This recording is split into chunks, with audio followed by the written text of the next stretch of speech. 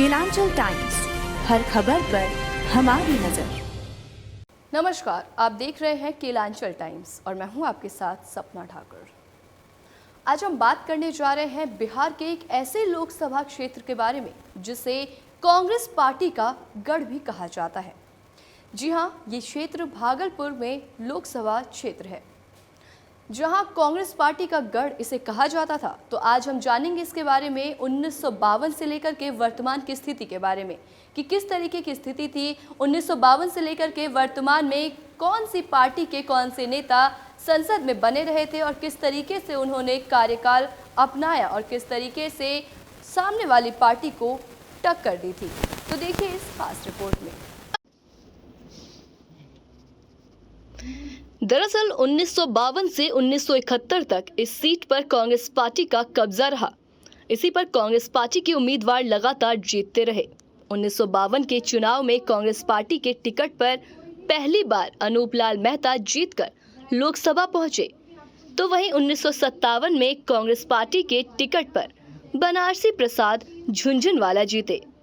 उसके बाद चुनाव आया 1962 का। 1962, 1967 और 1971 के चुनाव में बिहार के पूर्व मुख्यमंत्री भागवत झा कांग्रेस की सीट पर लगातार नेतृत्व करते रहे। इसके बाद चुनाव आया 1977 का। इमरजेंसी के बाद हुए चुनाव में कांग्रेस को करारी हार मिली। तो वहीं इस बार जनता पार्टी की टिकट पर रामजीत सिंह ने जीत हासिल की। 1977 में मिले हार के बाद कांग्रेस पार्टी ने पलटवार किया और 1980 का चुनाव जीत गई। 1980 और 1984 के चुनाव में कांग्रेस पार्टी के उम्मीदवार भागवत झा जीतकर लोकसभा पहुंचे।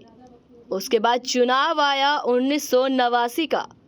1989, 1991 और 1996 के चुनाव में जनता दल के टिकट पर चुनचुन प्रसाद यादव ने जीत हासिल की और वो लगातार 3 बार क्षेत्र का नेतृत्व करते रहे। उसके बाद चुनाव आया 1998 का। 1998 के चुनाव में पहली बार इस सीट पर भारतीय जनता पार्टी ने जीत हासिल की। बीजेपी के टिकट पर प्रभाष चंद्र तिवारी जीते। तो वहीं 1999 के चुनाव में भारतीय कम्युनिस्ट पार्टी के उम्मीदवार सुबोध रॉय पहली बार लोकसभा पहुंचे। उसके बाद चुनाव आया 2004 का।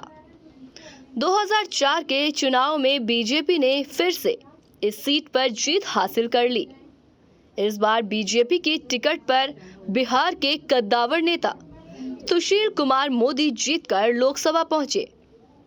उसके बाद 2006 में इस सीट पर उपचुनाव हुआ। इस चुनाव में भारतीय जनता पार्टी के उम्मीदवार शहनवाज हुसैन जीतकर लोकसभा पहुंचे।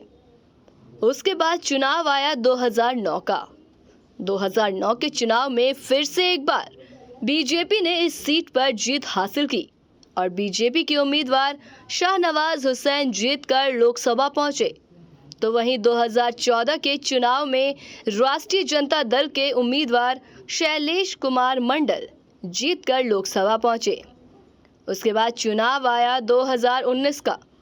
2019 के चुनाव में पहली बार इस सीट पर जनता दल यूनाइटेड के उम्मीदवार ने जीत हासिल की। जदयू के टिकट पर अजय कुमार मंडल ने जीत हासिल की। उन्होंने राजद के उम्मीदवार शैलेश कुमार मंडल को हरा दिया।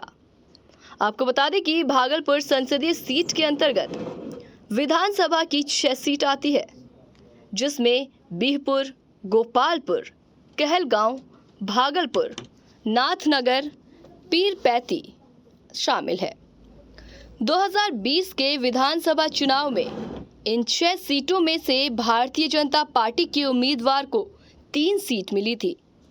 तो वहीं एक सीट पर जनता दल यूनाइटेड और एक सीट पर कांग्रेस और वहीं एक सीट पर राजद को जीत हासिल हुई।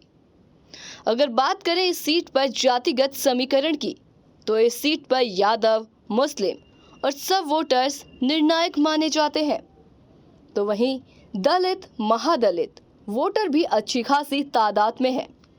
और बात करें इस सीट पर कुल मतदाताओं की, तो कुल मतदाताओं की संख्या लगभग 18,20,000 के करीब है। इस सीट पर 2019 की तुलना में वर्तमान राजनीतिक परिस्थिति बदल चुकी है।